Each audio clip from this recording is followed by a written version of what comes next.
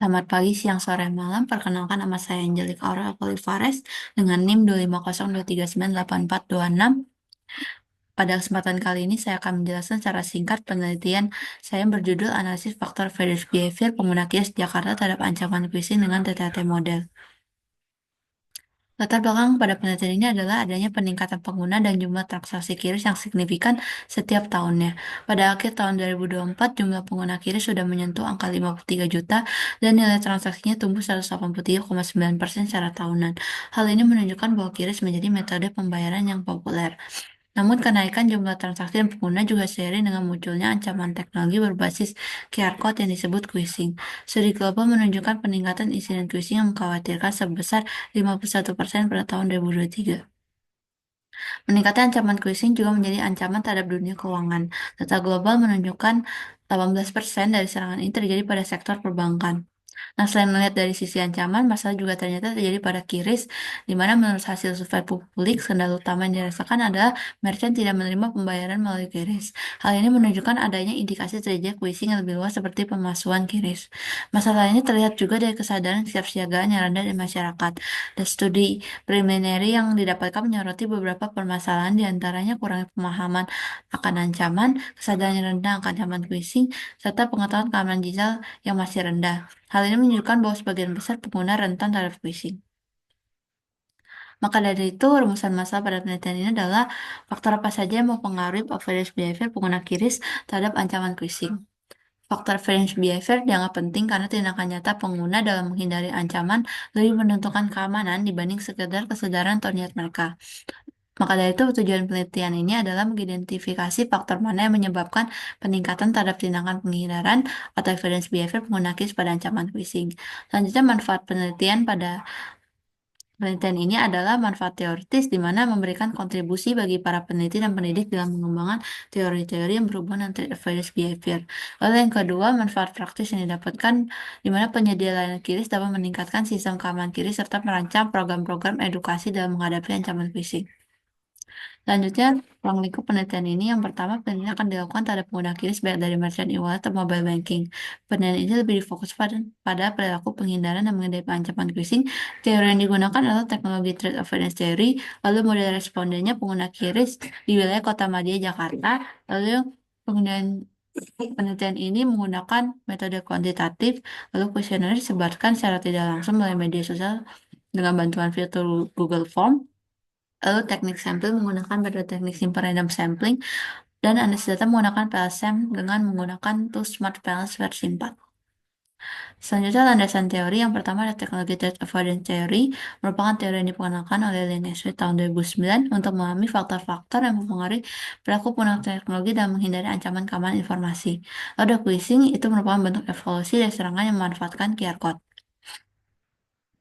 Selanjutnya, merupakan kerangka teori yang digunakan untuk membentuk model penelitian.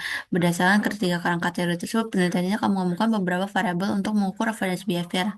Pada penelitian ini akan terdapat 11 variabel independen dengan variance behavior sebagai variabel dependennya.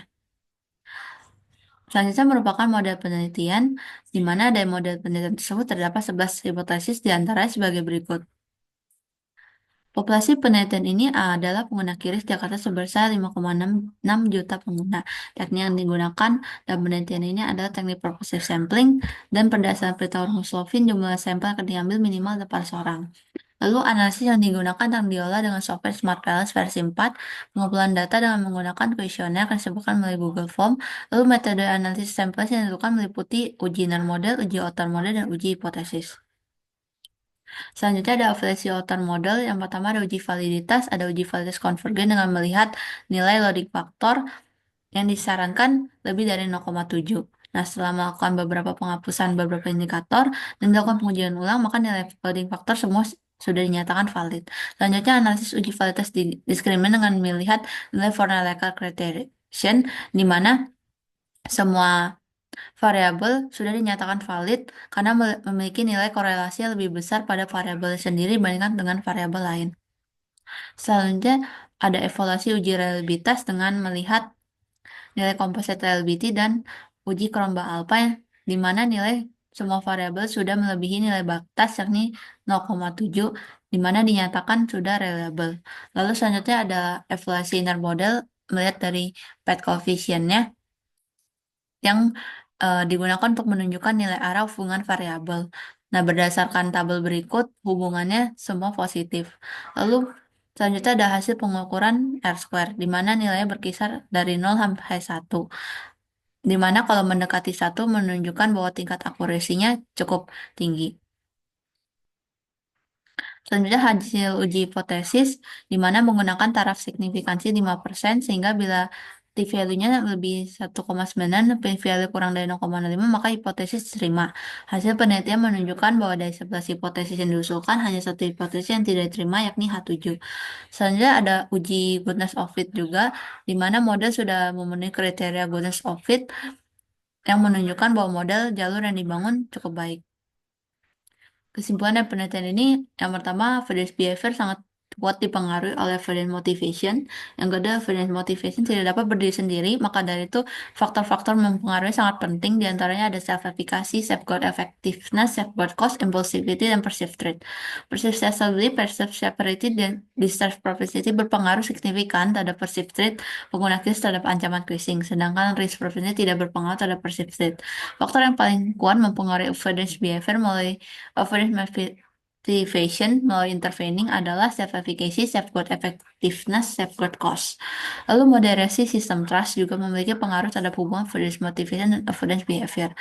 Implikasi dari penelitian ini adalah penyediaan layanan QRIS harus fokus pada faktor yang mempengaruhi average motivation, yakni self-efficacy, safeguard effectiveness, safeguard cost melalui peningkatan langkah perlindungan pengguna QRIS. Yang kedua, penyediaan layanan klinis harus fokus pada faktor seperti perceived accessibility, perceived severity, dan juga perceived threat, serta distrust propensity melalui kampanye edukasi yang meningkatkan kesadaran akan risiko ancaman disertai transparansi informasi. Lalu faktor self-efficacy juga menggarisbawahi bahwa pentingnya edukasi yang praktis dan mudah dipahami agar pengguna merasa percaya diri dan menerapkan langkah perlindungan. Lalu faktor impulsivity harus diperhatikan melalui desain sistem yang lebih intuitif dan pemberian peringatan keamanan yang jelas sebelum melakukan transaksi. Lalu faktor sistem trust harus berfokus juga untuk menyimbangkan antara peningkatan kepercayaan terhadap sistem tanpa membuat pengguna kiri terlalu nyaman sampai mengabaikan langkah keamanan pribadi. Selanjutnya, saran teoritis yang dapat diberikan yang pertama memperluas ukuran sampel untuk melibatkan lebih banyak responden serta memperluas daerah pengguna QRIS lainnya di Indonesia. Yang kedua, penggunaan variabel karakteristik individu lainnya juga dapat digunakan pada penelitian ini. Lalu, pengujian lebih lanjut juga dapat dipertimbangkan atau dilakukan untuk melihat bagaimana kepercayaan sebagai variabel secara langsung yang mempengaruhi tindakan individu. Lalu mempertimbangkan faktor-faktor eksternal lainnya yang mungkin berhubungan dengan tindakan individu untuk menghindari ancaman phishing seperti pengetahuan individu, regulasi, pengalaman korban, dan lainnya. Yang kedua, saran praktis disarankan bagi penyedia layanan QRIS untuk membuat regulasi edukasi memadai serta meningkatkan sistem keamanan pembayaran QRIS untuk meningkatkan tingkat perilaku pengguna masyarakat terhadap ancaman phishing. Serta setiap hipotesis diharapkan dapat diterapkan untuk meningkatkan variance behavior pengguna QRIS dan menghindari ancaman phishing. Lalu yang kedua, saran praktis penelitian ini dapat digunakan sebagai bahan referensi untuk membantu memahami faktor yang mempengaruhi variance behavior pengguna QRIS terhadap ancaman phishing. Penggunaan variabel tambahan lainnya dapat digunakan untuk mendapatkan pemahaman yang lebih luas. Sekian presentasi dari hasil penelitian saya. Mohon maaf apabila ada kesalahan kata. Terima kasih.